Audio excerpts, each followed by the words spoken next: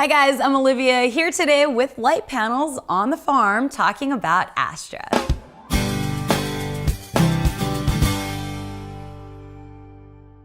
Now, if you've done any type of production work in the past several years, then you've probably come across the Litepanels 1x1. It's truly become an industry standard. Now, with their years of experience building LED fixtures and getting feedback from users like you, Litepanels has developed Astra, the next generation 1x1. The Litepanels team has raised the bar on how an LED panel performs and what it looks like. You really get to see this in the greatly improved brightness, superior color, active or passive cooling, and modular design. Now, when you experience this light, you really get to appreciate the fact that no detail has been overlooked. And you see right away that Astra has literally been designed with you, the user, in mind. It can be customized to fit your application and, most importantly, to your budget. I'm here today with Pat Groswent, co-founder of Litepanels. You've got 35 years of gaffing experience under your belt. A lot of lighting, a lot of great people that I learned under, yeah. Right, so it's fair enough to say you've got some experience there.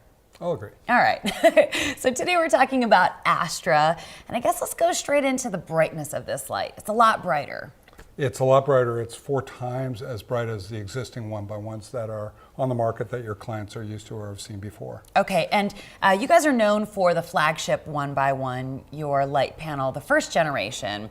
So let's talk about some of the improvements of this second generation 1x1 panel. Okay. Well, one of the biggest things is obviously what you brought up first, which is the brightness.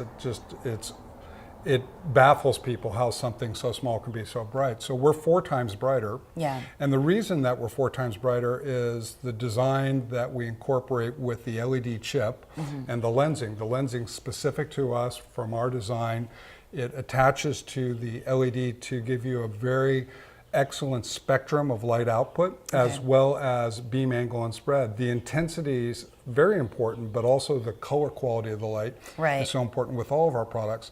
And we have a really high CRI. We were able to achieve that through our dictating to the manufacturer of this chip what standards we had to be able to hold up to time and time again. Now, with this light being so much brighter, how does that change the way that you're using it? Well, a lot of times people are always striving to have the brightest light possible because they can always take the intensity down. Right. And what we're achieving by having it 4 times brighter than the existing 1x1s is the fact that you don't have to play the light as close to talent.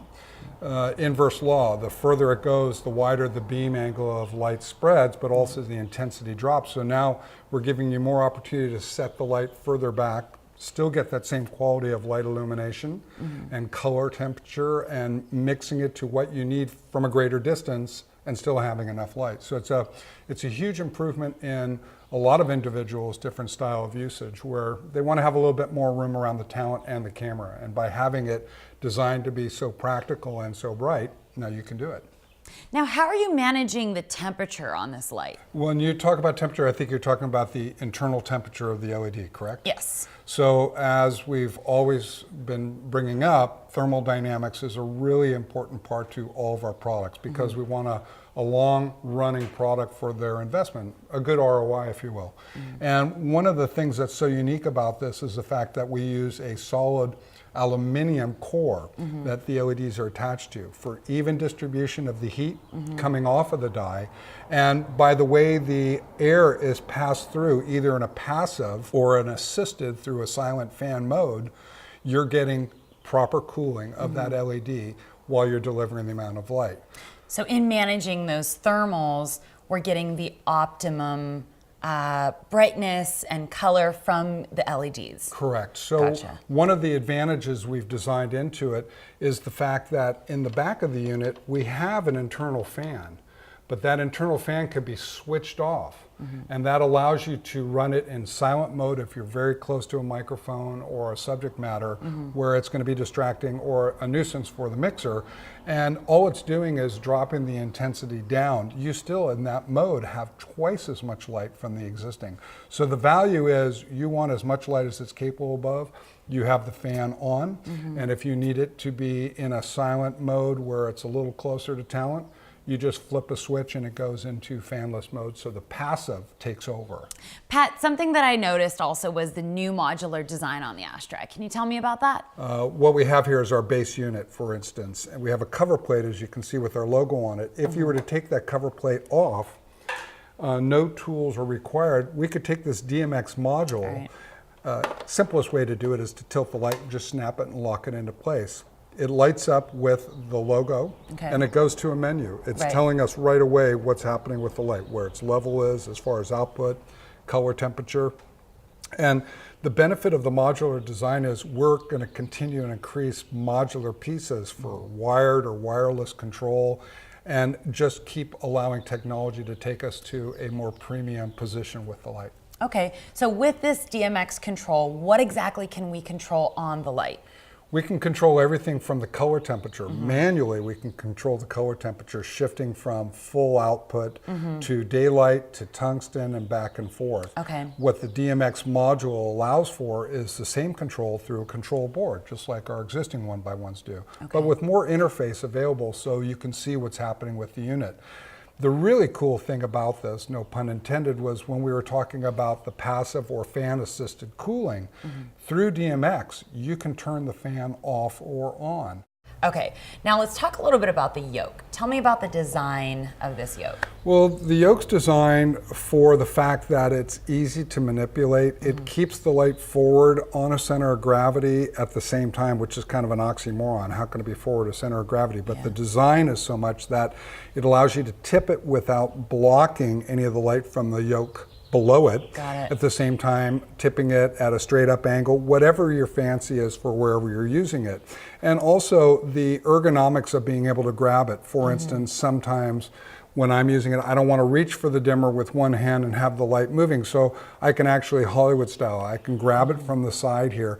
I can actually keep my fingers under to give me a little bit of adjustability, and I can hand manipulate it. And that's another reason why having this extra space at the bottom instead of just one single point off this TVMP is a great advantage. And you know, just speaking of contact points, we have a threaded 1/4x20 hole here? Yes, the 1/4x20 is more of the understanding of how the light's going to be used in different occasions. Okay, and what about these holes here, these threaded holes in the back? What are these for? This is a great feature because we know how valuable the 1x1s have been in the marketplace for run and gun on battery operation. So what we've done is we've incorporated preset, pre-tapped holes for you to attach your gold mount or V-mount battery plate to the base yoke.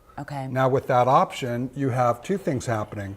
You have your onboard power supply or your battery. And if you like, you can mount both of them and have them so at a change whenever it comes, you're ready to go. All right, Pat, great. So right now we are in a barn. What I would like to do is take the Astra, step outside of the barn, and see how it fares in the broad daylight.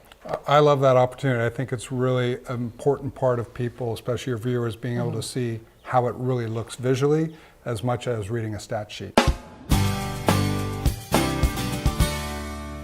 So right now we are outside and the sun is acting as a rim light behind me. We also have that big, beautiful, bright blue sky and it's diffused, so it's acting sort of like a diffusion box. So we're really harnessing all of the light outside. So the only augmentation of the light that we have here is with this Astra 1x1. Now we've also warmed up the color to match the hay and the color of the barn. This is what the shot looks like, and this is what I look like lit with the Astra. We're gonna go ahead and dim that down and show you guys how that looks. So now we've moved locations to the other side of the barn and the sun's hitting me from camera left. So we've introduced one Astra 1x1 to my camera right, acting as a fill. We've also introduced another Astra 1x1 just to act as a rim light. So this is the shot that we're getting. And remember, we are outside. All right, so we are outside, it's dark, and we have some mixed light going on here. So inside the house, we have incandescent lighting, and on the porch, we have a really yellow bug light. So what we want to do is with our one Astra, find a nice balance with the temperature. So either we can go all the way warm and hit a tungsten level, which is this, or we can go all the way to the daylight setting, which is this, but we're probably gonna wanna balance that out and mix that light somewhere in the middle. Now what we wanna do is play around with the intensity. So either we can achieve a very low key shot and dim the light all the way down, or crank that intensity up and achieve a high key shot and blast the subject with light. But again, we're probably gonna find our balance somewhere right in the middle, and that's the shot that you're looking at right now. So what I got to experience with the Astra out there in the field is that it's a bright light. It's got a great CRI. What I like about it is the modular aspect. So I can start with the base model and accommodate my budget, but then I can really build this light out, and I like that. Now, if you guys have any questions as far as the tech specs or anything else, you can get all of the information at litepanels.com.